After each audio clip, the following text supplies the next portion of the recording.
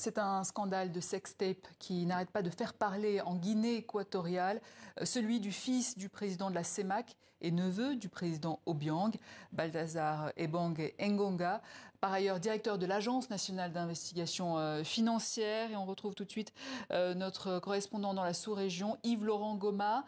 Yves-Laurent, comment a débuté ce scandale ?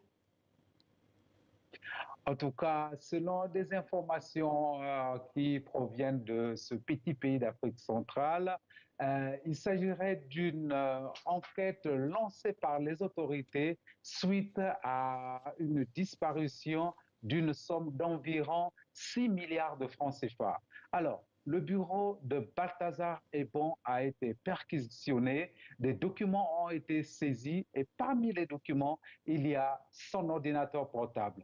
Et lorsque les enquêteurs ont ouvert cet ordinateur portable, c'est là où ils ont découvert le poteau rose, des dizaines de vidéos, de certaines sources parlent d'environ 400 vidéos montrant M. Balthazar en pleine action sexuelle avec plusieurs femmes. On parlerait même des femmes, des dignitaires du système, ce qui provoque un véritable scandale qui inonde les réseaux sociaux, qui sature vraiment les réseaux sociaux en Afrique centrale et peut-être dans tous les pays d'Afrique francophone. Et quelles sont les répercussions politiques de ce scandale ? Bon, Balthazar est bon lui-même par rapport au poste qu'il occupe. Il n'est pas une personnalité clé du système, mais par contre, son père, vous l'avez dit dans l'introduction, il est actuellement président de la commission de la CEMAC. Il est très proche du président Obiang Nguema. Peut-être que ce scandale pourrait le viser lui, mais dans une communication, lui a dit son fils est majeur, il assume seul ses actes.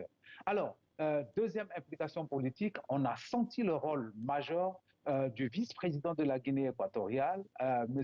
Théodorin Obiang Nguema, le fils de l'actuel chef d'État de la Guinée équatoriale.